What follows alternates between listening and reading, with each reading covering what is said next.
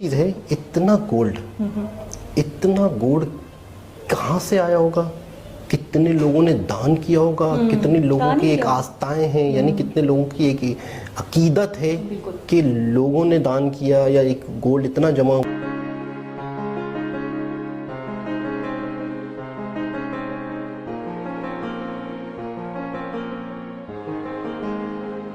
हुआ कि तो जिस तरीके से उन्होंने रूट दिखाया और फिर जो थीम बनाया गया है इसमें, क्योंकि लाल बादशाह की बात करें तो काफी रिनाउंड जगह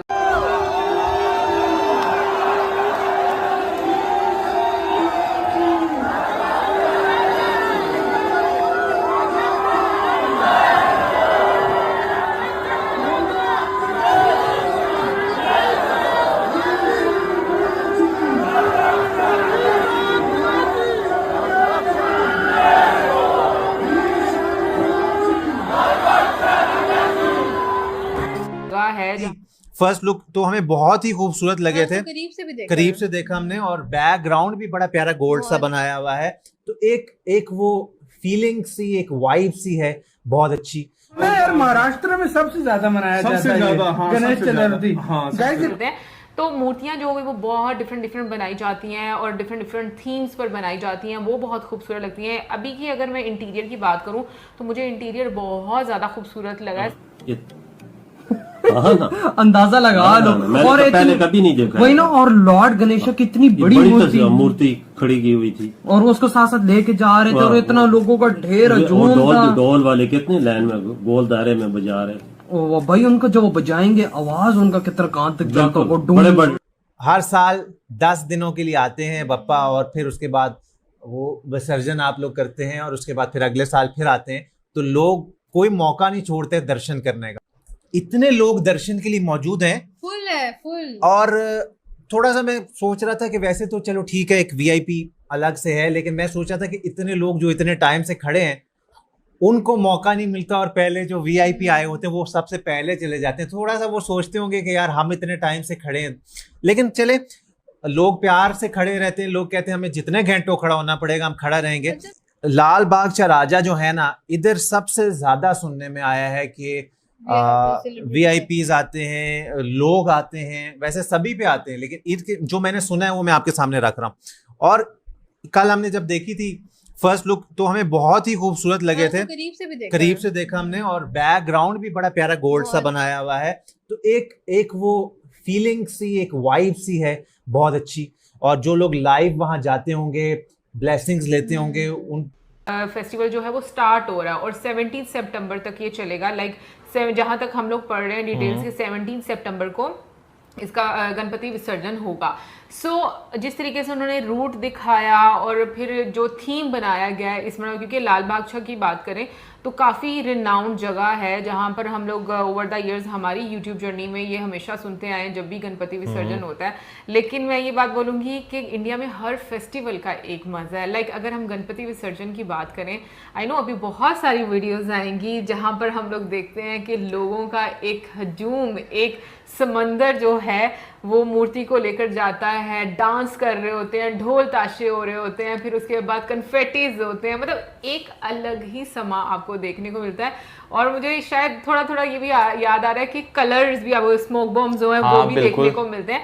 तो मूर्तियां जो है वो बहुत डिफरेंट बनाई जाती हैं और डिफरेंट थीम्स पर बनाई जाती हैं, वो बहुत खूबसूरत लगती हैं। अभी की अगर मैं इंटीरियर की बात करूं तो मुझे इंटीरियर बहुत ज़्यादा खूबसूरत लगा है, स्पेशली जो बेल्स वाला था उसके अंदर। मतलब वो बाद में मुझे पता चला कि आर्टिफिशियल बेल्स हैं, क्योंकि मुझे यही लग रहा था देखने में कि ये बेल्स रियल हैं।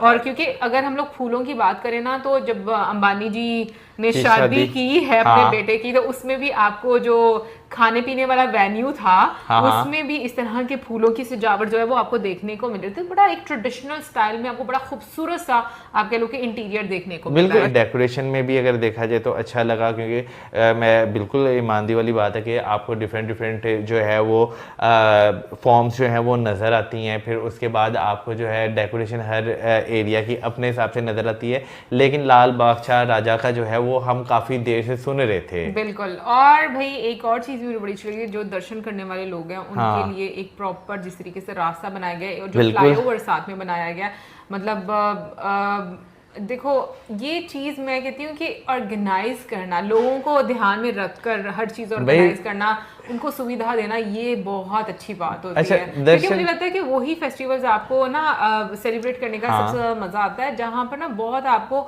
ऑर्गेनाइज चीज़ें नजर आती भाई हैं। देखे ना, दर्शन करने में भी जो है ना उन्होंने उस चीज को डिवाइड कर दिया भाई, जिन्होंने जो है बस दर्शन करने हैं मुख्य वो दर्शन आए, करने हाँ हैं, वो हाँ, आए वो अलग और वहीं से। से जो है वो चले जाए।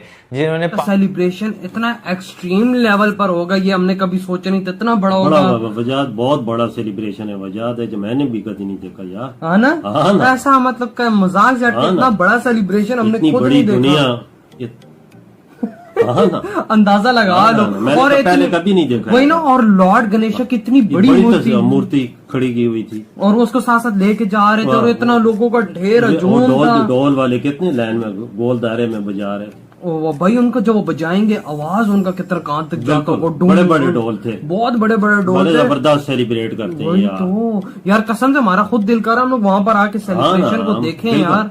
सही बोल रहे हो, हमारा खुद दिल करता है तो हम जाए इंडिया वही में, ना, अभी ये जिस जिस- शहर में हो जाके उधर सेलिब्रेट करें इनके साथ। वही तो बाबा, जिस तरह का ये फुल माहौल था ना, कसम से देख के हमारा ये दिल करता हम खुद देखे। और यार आप लोग बताएं आज मतलब कहाँ कहाँ ये ऐसी हो रहे हैं और सेलिब्रेशन, और किस किस सिटी में हो रहे हैं? ये सारे शहरों में होंगे तकरीबन, सारे में बाबा, हाँ, सारों क्यों में। इंडिया के बड़े शहर सारे हैं हाँ, जिन्होंने- और इसमें आपने देखा था कलर्स भी फेंक हाँ रहे ना। थे, और मतलब के वो कलियां जो हाँ वो ना। फायर होती हैं वो हाँ भी ना। हो रही थी।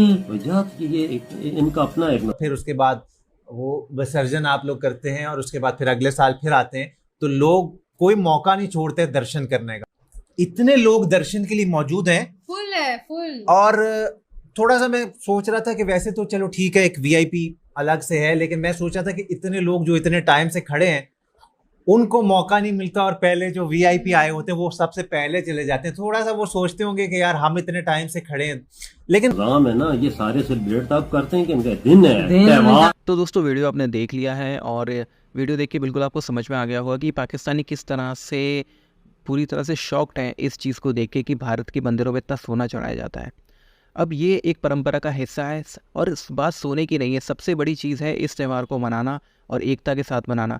बाल गंगाधर तिलक ने इस त्यौहार को शुरुआत ही इसलिए की थी कि जनता में एकता बढ़े, और जो अंग्रेज़ों के खिलाफ जो स्वतंत्रता का अभियान चल रहा था उसको शक्ति मिले, और यही कारण है कि अंग्रेज़ों ने इस त्यौहार पे प्रतिबंध लगा दिया था।